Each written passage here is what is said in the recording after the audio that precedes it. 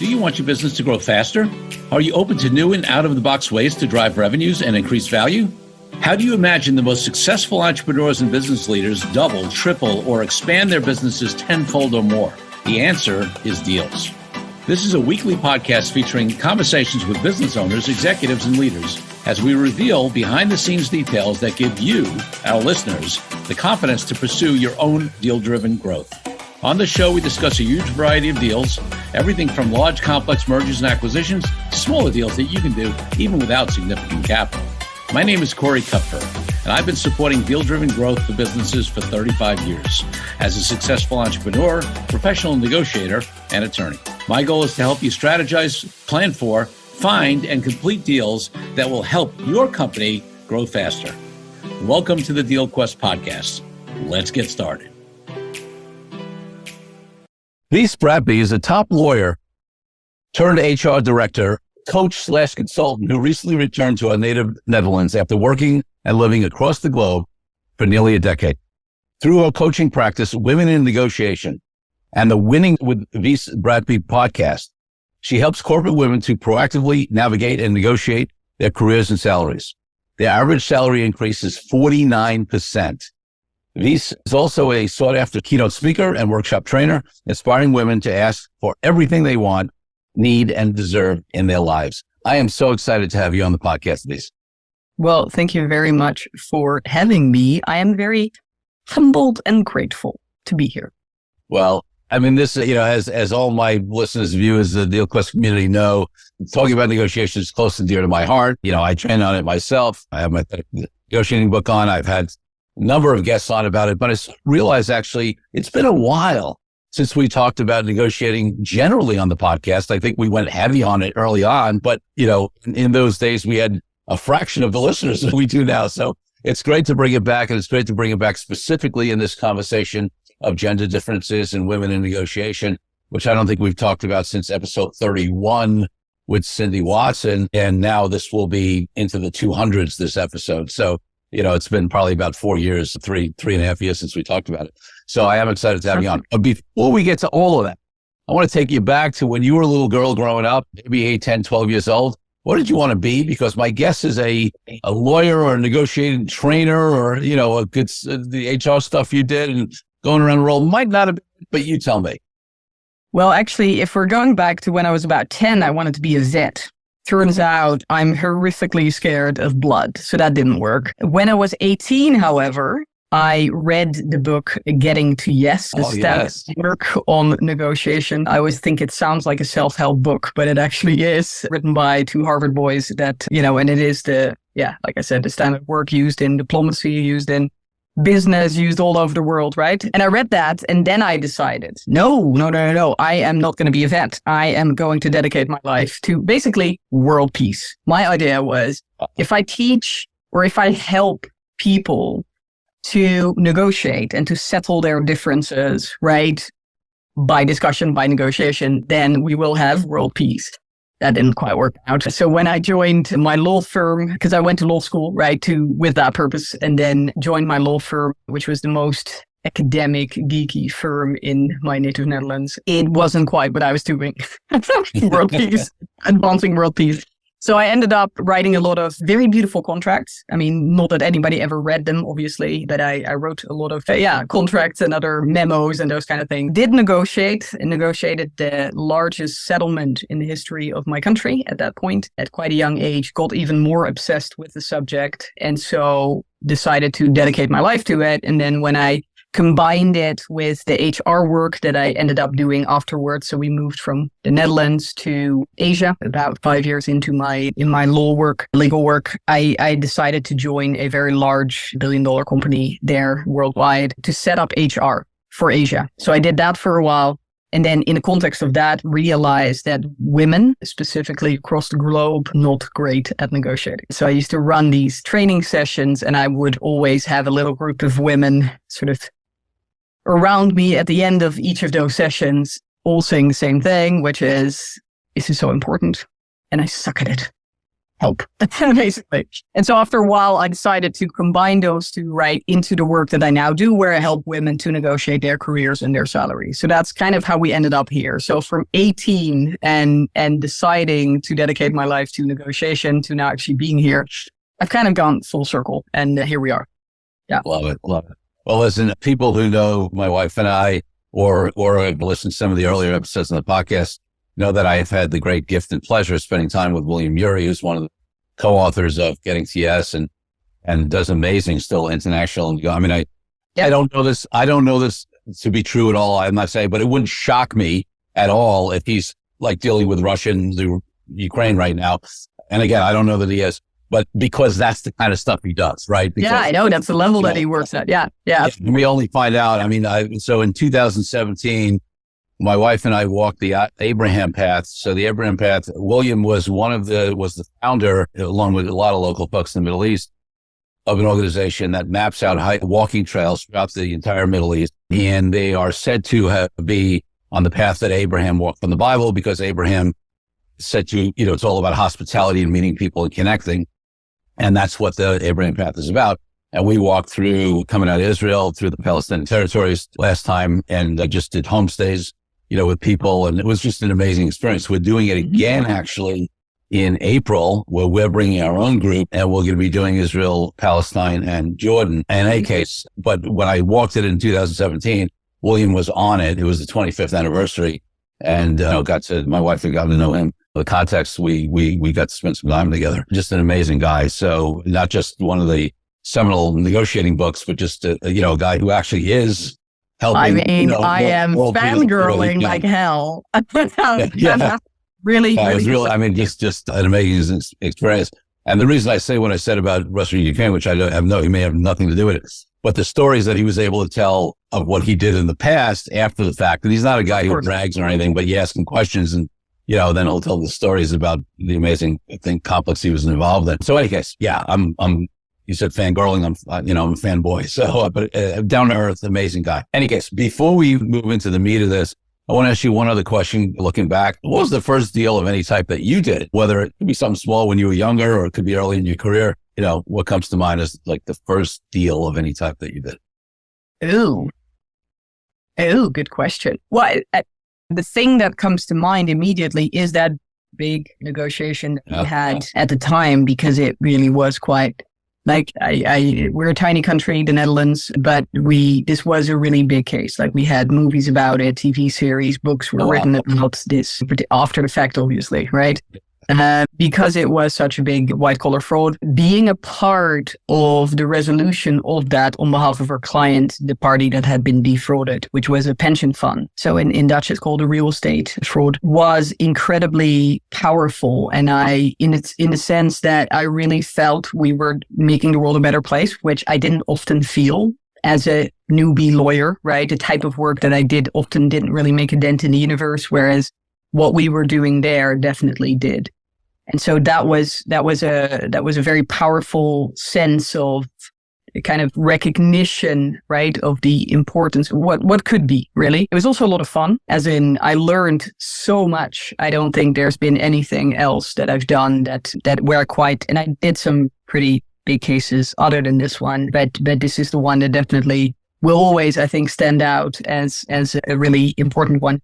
Lots of lessons, like I said, both from the way that my firm and the partners I worked with addressed the whole issue, the importance of preparation. We had a library full of like this massive type of room full of, files, dossiers, and me just sort of, anyway, we had a whole team of people working on it. But then sitting in the room and also sitting with the perpetrators of the fraud, plus their lawyers, and the dynamics at play there, and the role that I specifically as a woman played in this whole sort of dynamic, this whole minefield of communication, etc. It made a big impression on me at the time, for sure.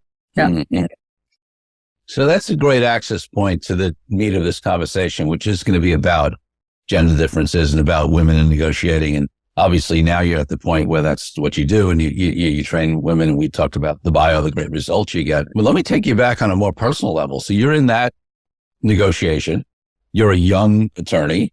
right? I remember when I was a young associate, there's a dynamic. I don't know about in the Netherlands, and but I know my guess is it's not that much different. There's a dynamic with I read your book, and I very much identified with Young Curry, during his internships, etc. Yes. Okay. Yeah. All right. Great. So yeah, I mean, in the beginning, even as a young attorney, I mean, you proofreading and making copies and listening a lot, and you get to observe. And yes, yeah. And in my book, I talk about these two different people. I learned a lot about negotiating, one very positively and one, less so.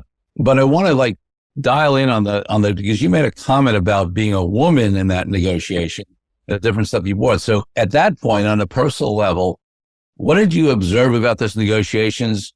What did you bring that was unique? What maybe did you have trouble with that has informed? I'm sure you've had many years where you evolved personally, and to the point now where you're able to train people. But I'd love to start at that personal point. Like, what was that experience like, and what did you learn about the gender differences of men and women, and what you were going through personally in negotiation?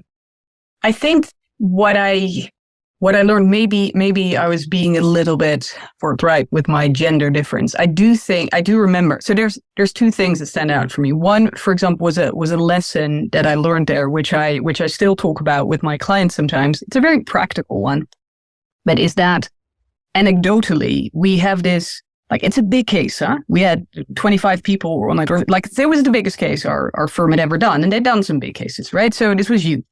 And yet, every time we met with the other party, we would sit in the crappiest room, back room, hardly any daylight, right? And the partner I was working with, I was like, dude, what's up with this? Why are we have these magnificent marble clad, rooms. Why are we always in the back room? What's up with this? And then he explained, and I'll never forget it. He said, well, this is the only room in which I can force anybody or everybody to sit on one side of the room, on one side of the table, and then we're all staring at the same stupid whiteboard that he was often standing in front of, just noting stuff down. None of this was relevant, what he was noting down. It was all he could have just done it on a notepad in front of him. There was no need. But he wanted all of us to sit on the same side and look in the same direction. Mm. Right? It seems like a minor thing, but the dynamic shift of facing each other and sitting on the same side physically, literally, yes. Right? On the same side of the table, looking in the same direction. I don't need to explain to you, huh? That's big. And so that was one thing that just that sort of crossing my mind now that I learned from that. And I'll never forget that, because it threw me. I was like, why it's like a third time we're meeting and we're still in the same crap room and they're all free. What's up? Anyway, so that's one, sort of practical thing that I was really, I guess, learning in that respect from this, from the partners that I was working with, right? You could really tell that sort of that experience that they had. They'd been there, done that, got the t-shirt, right? They knew their stuff. And so for me as a newbie, indeed, to be a part of that was really powerful. Now, if we're sort of focusing on the gender part, I'm kind of, as I'm talking about it, I'm not 100% sure. Was it gender or was it me being a youngster? Let me just tell you what happened, and then maybe you can tell. One of the things I would do is during these conversations, right? So there was this crazy story because the perpetrators of this fraud case, real estate, I don't know if you know real estate. I don't know if it's in the US the same as here. A little bit shady. There was a lot of shady stuff happening at the time. These guys were absolutely fine with it. But I, being, innocent, blonde, let's be real, chick, 25, was like, what the hell's happening? I didn't understand a lot of the things that they were just like, oh, this is just how we rule. I was just sitting there going, I'm sorry, this makes no sense to me. Is this how people interact? What? And there were some really shady parts to their stories, right? It was quite hardcore. Anyway, I would often bring that up. I would literally raise my hand and say, hi, stupid young chick, I don't get it. Please explain it to me in simple terms. Mm. And I would use the fact that I was so different from them because they were all 20, 30 years my senior. Sure. And boys, right? I would bring up that difference as an excuse, quote unquote, for why they would need to explain themselves. And it was actually very useful because I remember at one point to Mark, the partner, saying I don't know, was that annoying or was that weird? And he was like, keep doing it. it's working. Because through me asking these very simple questions, right, or asking them to simplify things and to sort of explain this, they needed to elaborate and they needed to talk. And that was information that was highly relevant ultimately for our context and for our understanding. And so I guess if I'm now looking back, I don't know if it was gender. I think it was really owning the fact that I was different, not trying to be something that I'm not, but just showing up authentically as me and genuinely going, I don't get it. Please explain. Noticed in that environment was incredibly powerful in basically getting results ultimately, right? It was very helpful for what we were doing. So I don't know, is that gender or is that maybe age? Well, it's interesting. I'll pop it back on a question to you because I'll make a statement and then ask you a question too. I love the fact that we're sort of exploring, right? This particular thing to say, is there a gender element? I would say that in my experience, most young male attorneys, including myself, okay, at that age, in that situation, and I was in similar situations, would maybe be less likely to speak up in the context of a meeting with everybody, certainly, for one of two reasons. One, some of us might not, like the ego would not allow us to show everybody that we don't know, even though we're young, and why would we, But owning that up to that isn't comfortable. Yeah. In most law firms, certainly in the US, and it sounds like, there's a very sort of established hierarchy, right? And one of the issues I had in working with big law firms, and one of the reasons I started my own at age 30 was because it was this very hierarchy kind of thing, right. Dynamic. And there's a certain way that, if you're in that environment, that's the way it goes. I'd be much more likely after the fact to go to maybe one of the junior partners as opposed to the senior person and then ask like on the side, right?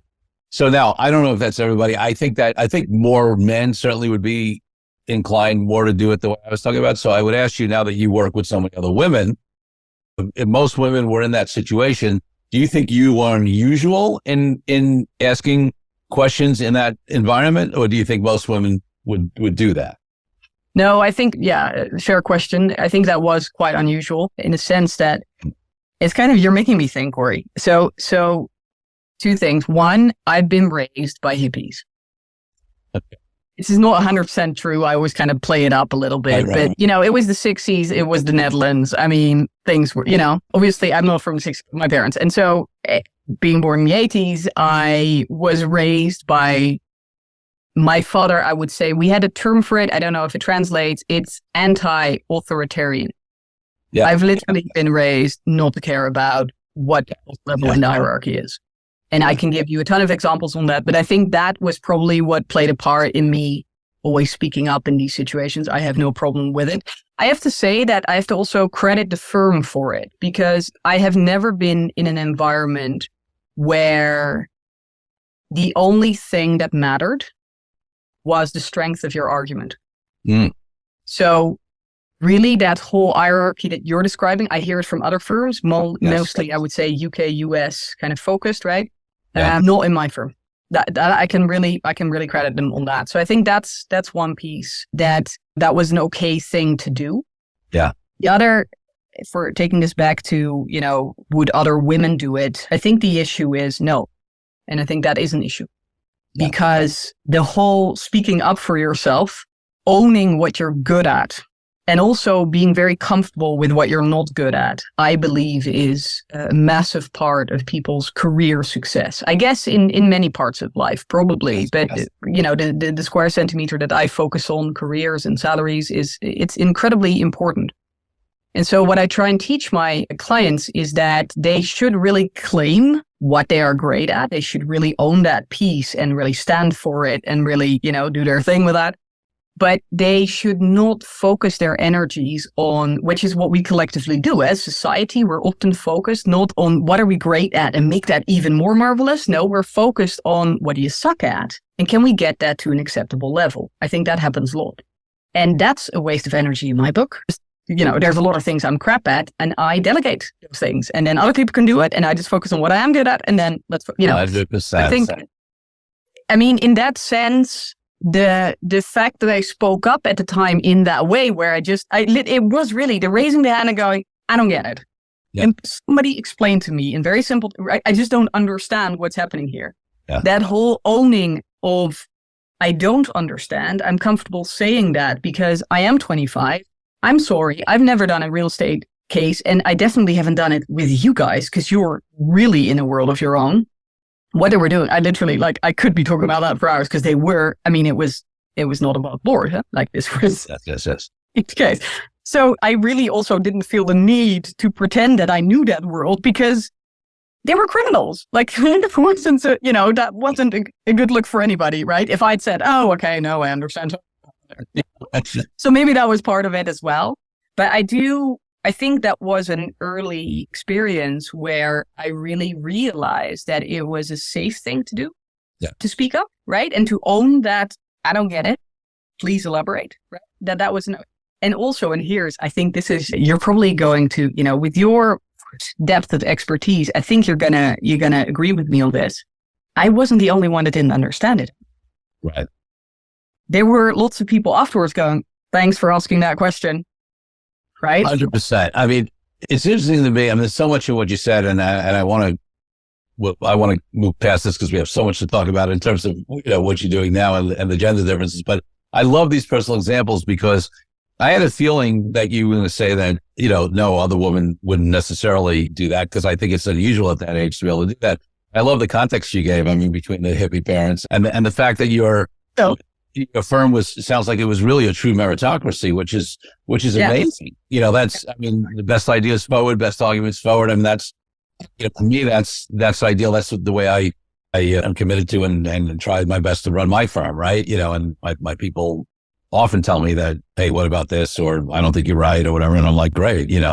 I don't necessarily know that was, that it sounds like there were other factors and the gender factors. So let's get into the gender side of it because I can spend a lot of time on it. I was thinking back to a very similar scenario where it was a little later in my career. I was probably in my later 20s where we did, I'll tell super quick. We did one of the early mortgage-backed securities deals. This is way before everything blew up, and they were much simpler deals. And even back then they were crazy, right? You had like 300-page pooling and services agreement with 60 pages of defined terms, right? Okay. When you have 60 pages of defined terms, people who are not a lawyer, right? Visa's laughing because she gets it. Like the amount of understanding it takes and time it takes to sift through and figure out all the crawl because there are defined terms within defined terms and you got to figure out where they apply in the document. And this was in the early days when the investment bankers had just created mortgage-backed securities. And there was one big law firm in New York City that created the template documents that everybody worked off of for those deals. Right. And nobody questioned them. And mainly nobody questioned them because most people didn't understand them, including the partner I worked for. Right. And I was this, aggressive young attorney. I wanted to be great. So I spent day and night reading through that agreement and understanding it. And I found like a dozen things that didn't work in it. Right. And about 5 or 6 of them, or 4 or 5 of them were like significant, like they. And in any case, by that point in my career, which is a few years later, I did speak up, and the partner was like, whether the junior associate, he was on the other side, the middle, and finally, we're on an all parties call with like the clients, the senior associate, the senior partner from this big law firm in New York City that agreed to these documents, and I started to raise this stuff, and the partner's looking at me like, "Shut up! What do you?" And thankfully, the guy was a straight up guy. And he was the only other one on the call that seemed to understand the deal. And he actually said to me, I think on one of the like 5 that were big, he explained to me and I was like, oh, okay, that makes sense. But on the other 4, he was like, I think you're right. We're going to look at that. Right. And they, they have documents, but to have the, sort of the guts to do that, I would have done that a few years earlier. Any case, I want to get into the meat of this conversation. So I don't profess to be an expert on gender differences in negotiation. I do have 35 years of negotiating with men and women as my clients on the other side of the table, so to speak, all that kind of stuff. And I have some observations.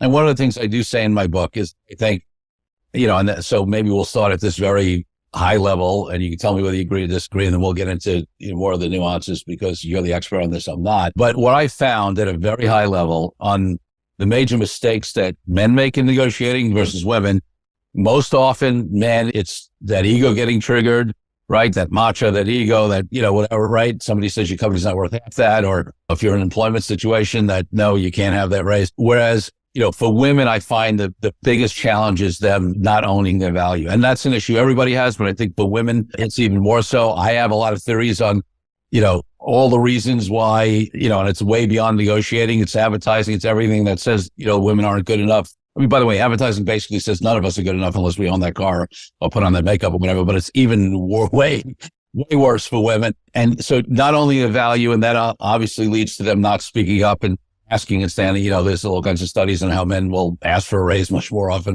than a woman, right? So first of all, at that very high observation level, agree, disagree, any nuances on that. And then I want to go beyond that and talk about some of the other things that you observed, in gender differences in negotiation. I think the biggest difference that we see in negotiation between the genders is when it comes to negotiating on your own behalf, advocating for yourself. Mm-hmm. So what we see, the research is very clear on this, that on average, when men and women negotiate on behalf of others, their company, their clients, anybody else, right? Their kids, even like anybody else, yeah. Women tend to be better. We are better negotiators. This is very logical. One of the fun things about negotiation is that you can quantify the heck out of it, right? We can research this to death because we can put numbers on it, and then you can really see who won ultimately, right? I know you're not a fan of the whole idea of winning versus losing, etc. Fair, but if we're just going, bare-based numbers, then women on average do better than men in those types of negotiation. Now, that is understandable considering the way that we have been raised. So now we're getting to that part, which is that as women, from a young age, we are told that we need to focus on others. We need to not make ourselves important. We not need to speak up for ourselves. We have to make sure that the group is okay, right? If you're imagining sort of the caveman days, the boys were out there shooting dinosaurs. I don't know what they were doing, but they were hunting, right? And the women were back in the cave, making sure that the kids weren't playing with the fire and the elderly people were taken care of, right? Our focus is on the others. Now, obviously, things have changed since those days, but fundamentally, right, that is still the focus. Don't draw attention to yourself, but definitely make sure that others are okay, right? We have this we're raised to be communal. Now, if you're putting that in this context of negotiation on behalf of others, we're good at that. That's what we've been told from a young age. Take care of others. Mama bear type situation, right, comes up. We do that. We're good at that. Plus, on average, we tend to be better communicators. We have more empathy. We have more antenna. We have a better focus. From 4 months onwards, baby girls are better at reading people's faces than baby boys. I mean, literally, we've been trained from birth for this stuff, right? And so we get better results in those types of negotiations. Now, when we have to negotiate on our own behalf, we have a problem because we've been taught to not care about ourselves, to not ask for ourselves, not to speak up, not to call her outside the lines, not to ask, demand, right? None of that. So we have these internal barriers that come into play there, and they are pretty freaking strong. And then there's also external barrier because we're also not supposed to. So it's not just that we feel uncomfortable doing it. If we go into an office and ask for a raise, there is generally a thought of like, no, you're not supposed, this is really uncomfortable. You're not supposed to do that. Right. And so the world, society at large, I know there's individual differences. I mean, I'm generalizing massively here, obviously, but I'm sure that you recognize kind of the patterns that I'm talking about. And so that's kind of where my work comes in, right? For women to learn to advocate for themselves in a way that gets results and that actually builds the relationship. Because that's the thing that are bad at. They're not bad at negotiating. I mean, don't just take my word for it, right? The research is very clear on this, like I said before, and all the experts agree as well. If you ask any expert who is the better negotiator, they will always come out with the women because that is how it is. But not in this particular context of having to advocate for yourself, then we run into all of those problems and biases. Yeah, and that's a great distinction because really my comments about not owning value, whatever. Yeah. Well, that's what you have to do, right? If you negotiate for yourself. Yeah. And listen, I've seen it over and over again. Let's take a break from the show for a minute so I can invite you to a new way to determine your deal readiness. I created a fast and easy assessment that will determine exactly how deal ready you are. Once you complete the assessment, I use your responses to identify the obstacles that are holding you back from being a deal-driven growth genius. It's as easy as heading to CoreyKupfer.com/assessment. That's CoreyKupfer.com/assessment and filling out a few multiple choice questions. I'll be checking in after the episode to see what your results are. Now back to the show. So let's talk about it. So, mainly, obviously, as we talked about in the prequel, and anybody who negotiates knows, when we're talking about negotiating skills, when we're talking about, I talk a lot about the entire body of work we need to do, because I find that a lot of, there's some good trainings out there that teach on the tactical and strategic level, and they're useful. But my fundamental premise, and that you read my book, whatever, is that, I don't care what you put on top of these tactics that you put on top of, but if you don't do the internal body of work, whether it's owning your value, whether it's any other work that you need to do to get what I call clarity, detachment, and equilibrium, that, you're not going to be as successful by any means, because learning some counter tactic to someone else's tactic is, again, maybe sometimes very manipulative, sometimes useful on top of this. But if you come in from a place of desperation or scarcity, or not owning your value, upset around your ego, whatever it is, you're not going to do as well. So that's part of my fundamental philosophy. So just knowing what it takes to have people be successful negotiators, I'm sure in your coaching practice, when you're working with women, you're not just, you're dealing with a lot of the inner work that they have to do, right? And which means that you are dealing with a whole lifetime of conditioning, right? That in some ways you have to help them break through. So let's talk about that part of it. Like, how do you do that? I so love this topic, and I was reading your book and I was just nodding. So another fangirl moment here, because everything that you were saying there, I was just, 100% agree with. Most of my time in the program is spent on what I call the mindset work, which is that internal body of work, right? 80% of the work that we do is mindset work. Is really indeed, again, detachment is a huge part of what we talk about, right? Not making it so personal, because we do that. Right, you were asking before our conversation, right, of why salary negotiations. Well, the reason that I do salary negotiations is because they are the most difficult type of negotiation, because they're in the context of an ongoing relationship, right? You can't just shout something and then sort of run if it doesn't work out, right? You have to see your boss or your future boss the next day, or you hope to, right? So that's an important part. So not wanting to damage that, especially for women that are dependent on these relationships and have an even bigger focus on it, that's a dangerous ground, right? Then it's about the value of the work that you do, i.e. the value of you, right? That makes it personal, hugely personal. Plus, we're talking money. Now, there's a lot of people with a lot of money stories, a lot of work to be done around concept of money, right? There's huge. So yeah, it is hardcore work. And then women often, again, generalizing here massively, but have more work to do in all of these contexts, right? We do make it personal. We are focused on the relationship more so than men. And often money for ourselves is not something that we're really comfortable with. If a boy goes in and says, I need to earn more money, we go, ooh, content. If a woman does it, we go, no, right? It makes no sense for us, because anyway, so that's why we end up doing a lot of work in this respect. I actually think that you were saying, right, women don't own their value. I agree 100%. Generally, across the board, do not see the freaking magic that they put out every day. They really don't. I speak to the most amazing women every single day, and I sit here and I'm like, do you not see how like, they don't. They really don't see it. That is because they have, and now again, generalizing, but usually for white women, they've only needed to work twice as hard as white men. If we're talking other minority parts, right, they're into it. Black women, lesbians, any other kind of bias that can work. Mothers, right? You go triple, quadruple, however many times as hard, right, as the standard, that they have to work to get to where they am. So that becomes the normal. That becomes the norm for them. And so for me to then call out how freaking amazing they are, it's like, wait, what?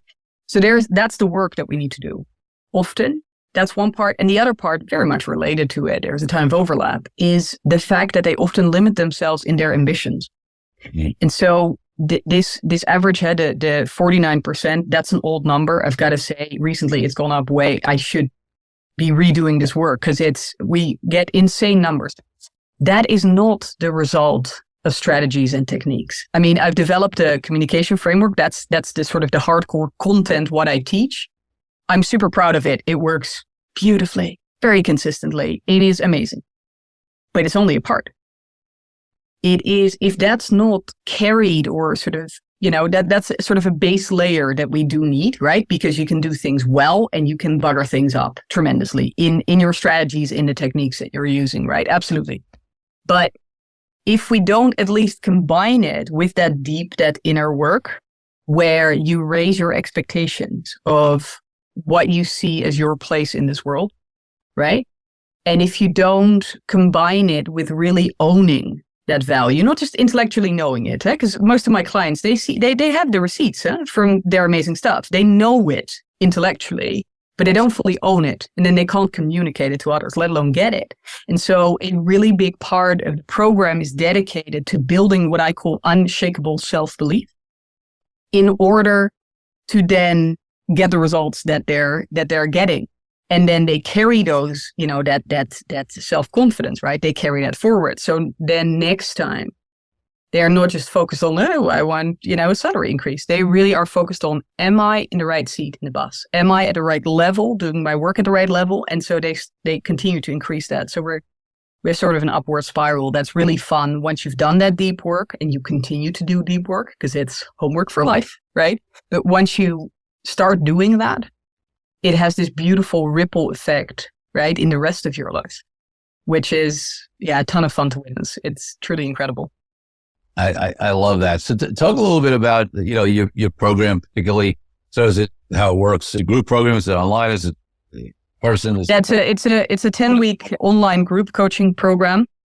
And to your point, it's deep work. It's hard work. Absolutely. I sometimes joke, but I'm really serious when I say it. I own your ass for 10 weeks. You're mine. Like you are man, right? Which isn't ever easy because I work with these high flyers that are, have incredibly full lives, right? Careers, personal lives. So it really is only the dedicated that, the committed that are willing to put that in. But so it's intensive. But then after 10 weeks, they come out and it's a whole new world. It's amazing. It's amazing to witness. It's amazing to be a part of it.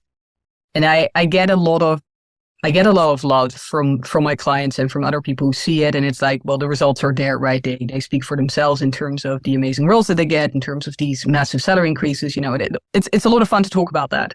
Yes. And I get a lot of love for that. And what I always have to remind my clients of is that they have done it. Like it's not me. I work with brain surgeons and with bankers and with people that know, I know very little. Right? I'm just a freaking lawyer. Like, what the hell do I know? Right? But so I can't do their work. And I definitely don't have the stamina and the work ethic of, the hours and the years and the decades. I mean, the women that I work with often just go above and beyond, like to insane levels. What I am good at is putting in place or helping them put in place that last piece of the puzzle, which is getting the recognition for all that great work, right? That I happen to be good at, but it's a very small part. It's an essential part and it does have great results, right? It's a ton of fun being me and just being able to witness all of that all the time and celebrate. I drink a lot of champagne. So it's wonderful being me, but it's really, I'm just piggybacking on their freaking hard work and amazing success, right? I just sit there and I do a bit of tweaking. I mean, important tweaking, but tweaking. It's interesting maybe because I was going to say I have to believe, but I know because I've seen it in other situations.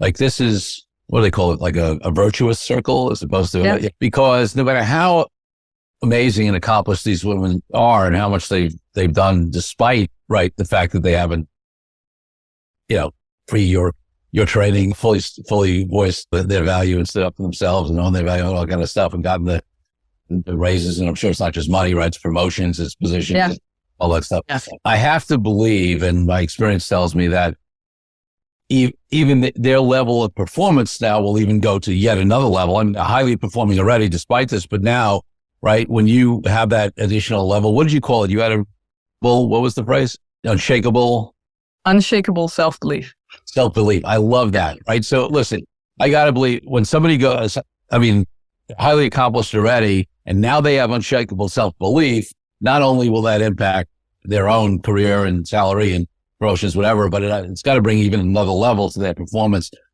as well. Yeah. So for me, I mean, it's easy from the company side to think that, oh, wait, women are going through this, of course, and now they're coming in, they want more money and they're speaking up for themselves, and that's a bad thing. I actually think net, I mean, Great thing. yeah, I mean, women at that level, I mean, when they get that unshakable self-belief, I mean, the benefit that they can bring to the company is going to be multiples and multiples and multiples than whatever else, than the additional compensation that they will negotiate for themselves. 100%. I have quite a few clients who have their companies pay for the program. So that definitely happens. I give a lot of workshops at companies where they pay me a lot of money to tell their employees to ask for more money. Right. I remember pre-pandemic, I was in Zurich at the time for this large insurance company. And I remember I had 250 women or something in the room. And I remember at one point there was this sort of discomfort. You can sense it, like the energy was a bit off. It was a bit uncomfortable.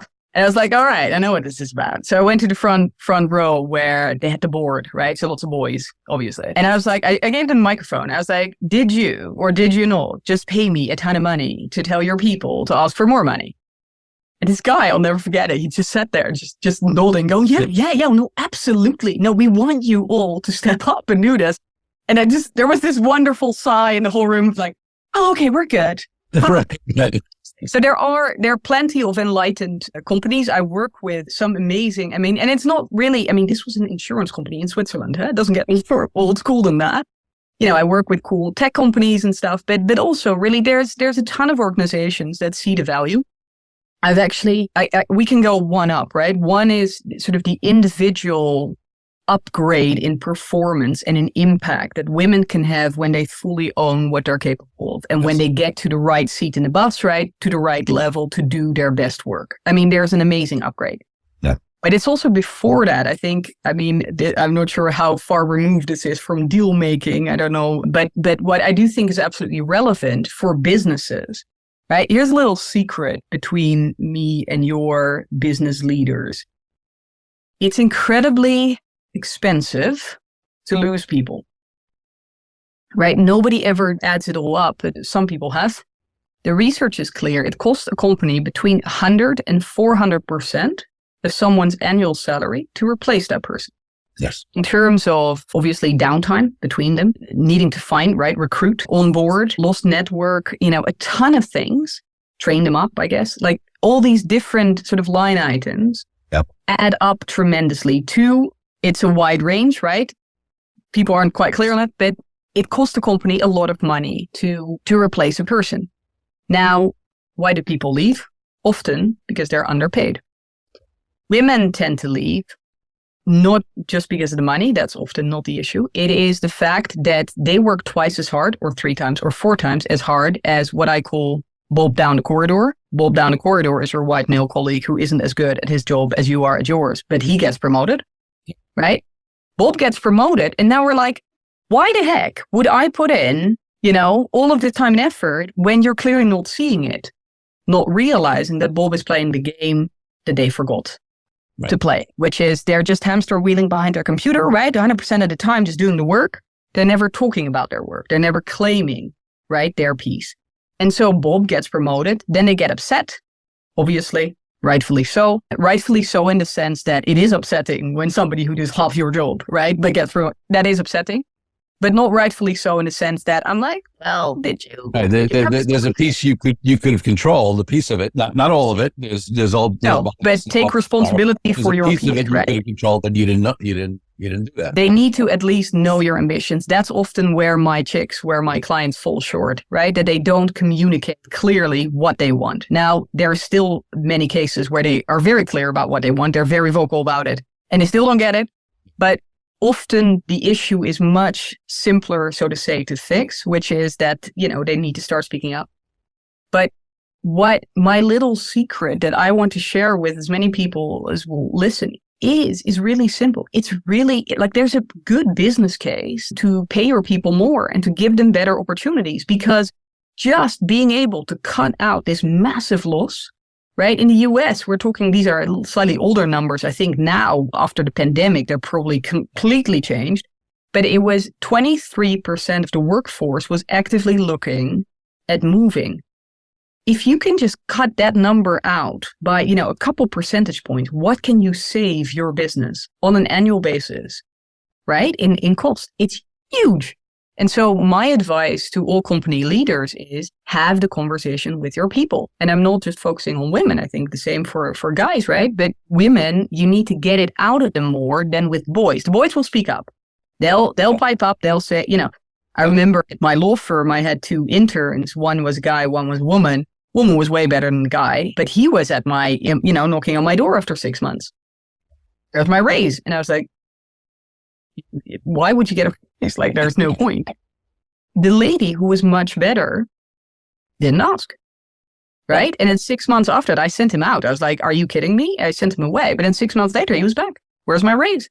And then I gave him one. I gave her one, but not because she asked, just because my internal, right? I'm a raging feminist. So obviously I was going to do that. But that is the issue. And so what I'm hoping, really hoping, purely from a financial business case perspective, is for more leaders in this world, business leaders, to understand how easy it is to have this massive cost saving, right? Look at your attrition, look at how many people leave your firm, leave your company, and look at how simple it is to prevent at least some of that. We're not talking here about the people that you want to lose, because that's a different game. There's always, though, your great people, and they go, right? They go, and you're just standing, you're like, what? Words. Often the case is that you just didn't give them the opportunities. Oh, that's right. That they wanted.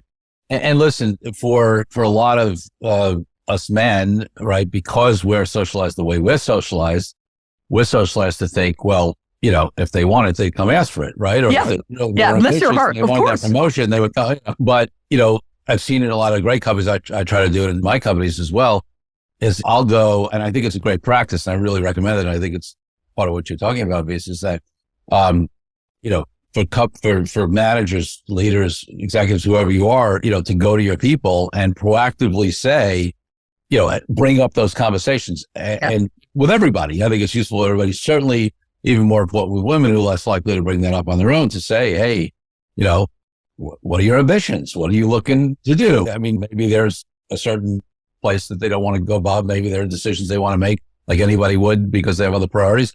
But at least then they get to make that decision, and then they're not silently, and then they leave, and you're sort of like, well, why didn't you tell me that? Right? Like, you can sit back and think that they should bring it up if it's important to them, or you can proactively, do it for those who have not yet taken Wies's course and aren't speaking up for themselves, and then you're gonna avoid losing great people. So I think that's great advice.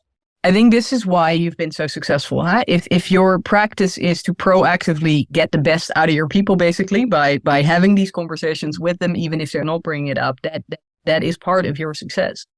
And I would want more people to take that approach, because yes, I am doing my bit in terms of, holding my clients by the hand and teaching them that they should speak up. But obviously the ripple effect, if you're telling the business leaders of this world, right, to have these conversations with their team members, is much freaking greater if we're doing it at that level. And more importantly, what I think is relevant here is it's not just the morally right thing to do. There's a freaking business case. That's insane. 100%. Yeah. 100%. Yeah. All right. So I want to push deeper into one thing, and then we'll, unfortunately, because you and I could talk for hours. I feel the same. Yeah. There's no question we can talk for hours, but we can't do that on this podcast. So before I ask you my final 2 questions, I want to push into one thing. So we talked about this internal body of work, the mindset work, the 80% that you talked about, and you said, hey, we have this great communication framework. We get people on sort of that in that 20% range. I know this is a very deep question and impossible to answer in a short period of time, but can you give like just one way or one example, like how do you get, because we're talking about countering, some, what could be decades of conditioning in a 10-week course, right? It's like, what do you do? Like give one, maybe, I don't know if it's a piece of homework or one exercise or one way you get, women to shift this, like what, just as an example, or maybe a story. How do people do that body of work? Because listen, I know in general, I do, people who know me know that I'm a big fan of Bob Proctor. He's a mentor of mine. And because he talks about paradigms, and I won't get into the whole thing, but the bottom line is I think there's so much that we do that's as human beings that we don't realize is just totally conditioned. And it's hard. You can make incremental change, but it's hard to make real transformation unless you really break through that paradigm, and that takes a deep body work. So it's tough to do. So just, if there's one thought or just one example of the many things I'm sure you have to do to help women break through this, I'd love to end on that before my final two questions. I struggle with that because there is so much, right? There is so much work. But one exercise that I have my clients do and that I recommend anybody to do, boy, girl, like any age, any background, anybody, is ultimately what we need to undo, because you're talking about the decades of conditioning. One of the conditioning issues that we as human beings have is that we're focused on the negative. We tend to focus on what needs improving, right? That's the conversations. This week I'm scheduled to talk to my eldest daughters. What do you call it? Like the meeting at school with the teacher, etc. And so I know what they're going to be talking about. Everything that's on the left-hand side of the report card, which is requires improvement, right? That's just how it works. And that has helped us greatly because we have moved from caveman days into now lovely warm houses. And I mean, there's plenty of things wrong with the world, but generally speaking, as a species, right? By focusing on what requires improvement, we iterate and we get better. But there's a level at which it flips and it's no longer helpful. I think we've passed that a long time ago. Yes. And so we need to undo this focus on the negative, because if you want to knock on your boss's door and say, I am freaking fantastic, I'm not currently getting the recognition for that, we need to shift that. You need to feel like you're fabulous. Whereas what we do collectively is that we focus on, well, that project didn't completely work out and that thing didn't. We focus on the negative. So what I teach my clients, it's the most simple exercise you can do. People that are hearing this are probably going to go, that is ridiculous. There's no way this is going to make a difference. And I challenge you, do it for 3 weeks, report back. Okay? Very consistently. For 3 weeks, I want you to keep what we call a brag book. Yep. A brag book is any notebook that you get to use where every day you've got to be very consistent. This is like going to the gym, right? You need to do it every day to see the result. You need to write down what were the successes of that day. What have you done that moved the needle? And so sometimes it's little things like, I didn't beat anything up. I didn't shout at my kids, right? Sometimes that's your biggest success that day. It's personal, it's professional, right? But focus on what did you do well. If you did a presentation, I don't want to hear about that one question you couldn't answer so well. I want to hear about all the 9 things that were amazing, right? So I want to hear verbatim, what were the compliments that you got? Not just, my boss said it was great. No, what words did he use or she use, right? Exactly. I need you to use these compliments, put them in there. The emails that you got, what your partner, what other people said, that was great. Also the things that you knew you did well, right? Often we don't get the recognition. So then we give it ourselves, right? So write it down and reread as well what you've been saying over the last couple of days. Now, if you do this on a consistent basis, you are retraining your brain, because those well-trodden paths of focusing on the negative, I buggered up that particular thing, right? You need to make new paths that focus your brain also for the future on what is going well. So what I notice in my clients, and I notice in myself, I'm on brag book 26 at the moment. I've been very good at this for years. If for a couple of days I don't keep my brag book, mindset down the toilet. Yeah. It's given, right? What you're doing basically is that you're, again, retraining your brain to focus on the positive, because your brain knows the drill. It knows, I'm going to be asked what I did well. So consistently across, during the day, it's focused on, it sort of scans the room for what went well. And so this incredibly simple yet profound exercise I have found to change people's understanding of themselves and the value that they put out into the world. So yeah. Love it. So two things that come to mind. One, I am a huge believer in the philosophy of tripling down on your strengths and not, at least, you get to a certain point. I'm not talking about young folks. Yes. We should learn, we should grow, we should work on stuff. But, in career, like and you said it early on, and delegate, right? There is a lot of stuff I'm not really good at. And there's some stuff that I'm really good at. I call it IX best use. I've talked about it before. I won't go into the details of my criteria for that. but I want to focus on those things only, right? And then delegate anything else. And yes, maybe in my personal life, with my relationships, whatever, maybe I'll work on some weakness, but in business, you get to a certain point. So I 100% agree with that. And this brag book idea, yeah, I don't want the audience to underestimate the power of it, because I mean, there's a woman that my wife and I know who's a major executive at Citi Group. And this is one of the things that she does. And I love the fact that you talked about how it shifts your mindset. And the other thing that it does is she actually does this for the entire year.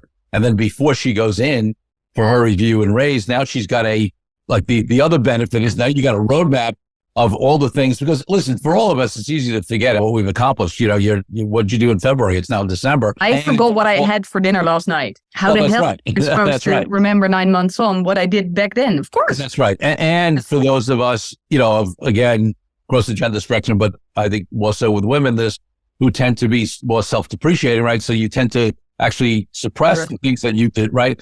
So now you have this roadmap, which she does the entire year, and then she reviews it very closely, pulls out the real big stuff, and that helps, it's part of her communication strategy when she sits down about raise, promotion, etc. Because now she can really say, well, listen, this is what I accomplished, but my team. Exactly. So I think bring those results. And it's really, to her point, it's so easy to forget. So having this overview of all the great things, like we call the statement of success. I have my clients make it before, indeed, when they're going up for raises and promotions, to indeed just bring the data and not the drama, is what I always say, right? Really, just show these are all the great things I've done. Make it as quantifiable as possible, or quantify it as much as possible. Just also because to make it, to depersonalize it, to really bring it back to results that you can't really argue with, basically. That tends to make it a lot easier. My clients, when they can say, these are all the great results I've had, these were the KPIs that I've had, knocked them all out of the park. This is what a person who's highly successful in their role, in my market, in my industry, in my, should make. 1-on-1 is 2. We have a gap here. Let's figure that piece out, right? Yeah. So that approach of being able to bring it back to those facts, which are helped tremendously by having kept such close, score, so to say, or right, by having them all in front of you is just makes it just a whole lot easier to have those conversations. Yeah. So big fan of it. Love it. So, all right. So we got to move to our last 2 questions to wrap this up. We're longer than our usual episode, which is totally fine because, again, I can talk about this stuff forever, and I particularly am fascinated by negotiations. I'm fascinated by the gender lens on it, and I'm committed that everybody become better negotiators, and certainly that I have a big commitment that women fully on their value and speak up for it and get what they deserve. So I am happy to have gone long here, but we do need to wrap it up. So where can people find out more about you and your amazing course and all the work that you do with women around the world? I have a website, womeninnegotiation.org, where, there is stuff about me there. There's also my podcast, which I recommend for people interested in the subject. I really go into coaching there. So it's a whole different kind of ball game than most other podcasts. I actually coach people live in those sessions. Recorded, but at the time live, right? So that can be interesting for people who want to learn more. And if you want to know more about the program, we need to have a call because I'm very selective in who I work with. I want to make sure that I'm 100% convinced I can help you. But find me on LinkedIn. I have a really weird name. So it's Wies Bratby. That's Wies. And then Bratby is Bratby. Or Women in Negotiation. You can find me there as well. I'm all over the interwebs. And then it's best to just ping me a message. And then I like discussing your particular situation on the phone with you. I live for these calls. And then we can see if I'm in the best place or if there's another resource that can better help you. So that's how we do that. My final question of the podcast, Wies, is always about my highest value in life, my highest ideal in life, which is freedom. And for me, that means freedom from all people, from oppression around the world to why I'm an entrepreneur and haven't had a boss in decades. So it's a very wide ranging, view of freedom. What does freedom mean to you and how does it impact your life and business? Oh, I love that question. I have goosebumps when you're talking about that. For me, freedom it's incredibly important. I mean, I talk a lot about money, which is weird for a hippie, right? And I talk a lot about with my clients, right? I work on this. And that always surprises people. But the reason that I do it for the exact same reason that you're now talking about, your core value. It's freedom. I want my clients to be able to make the decisions about their lives that they want to. I want them to be able to walk away from jobs that don't serve them, relationships that no longer serve them, etc. I want them to have that capacity. And based on how awesome they are, they really should be in that place. So that's what I want to help them attain. I don't care about money for money's sake. I don't care about your salary. I don't care about your comp package. I care about none of that. I don't even care about your title. I do know that the world cares about it and that it's directly linked to what you're making. And I know that people care about it also in the sense that, the impact that you can have. So in that sense, it matters. But the reason that I do the work that I do is to enable as much as I can other people, women in particular, to attain that freedom that I think everybody deserves. So yeah, we're 100% aligned. Corey, you and I, man. Love it. Love it. Love it. Love it. It's been such a pleasure. I mean, I'm so appreciative of the work you're doing in the world, of the impact that you're having on Likewise, people. likewise. And yeah, I just really, really appreciate you coming on and being such a great guest on the Quest podcast. Well, Corey, thank you so much for having me and giving me this little stage where I can shout rant to the world about the things that are so important to me. And I really mean it when I say likewise. I've been very impressed with your book. I've been very impressed with the interviews you've done. So thank you for your light in this world and being such a great ally for women in the world, because I really do. I feel that and I see that in everything that you do. So I really appreciate that. Right. Thank you. Thank you for joining me on this episode of Deal Quest, where we help you understand how deal-driven growth can be your ticket to freedom. I want to invite you to a unique way to tap into the wisdom and experience of the Deal Quest community. Join the Deal Quest Deal Den Zoom calls, a free monthly 90-minute mastermind. In the mastermind, we address all the challenges you may be facing and help support you with the opportunities that may arise in terms of deal-driven growth. You will get input not only from me, but all the members on the call will collaborate and serve each other in a mastermind format. To sign up for the free mastermind, go to www.corykupfer.com/dealden. That's corykupfer.com/dealden. I'll see you there. I'm Corey Kupfer. Until next week, wishing you the freedom and financial prosperity that I know your Deal Quest will bring.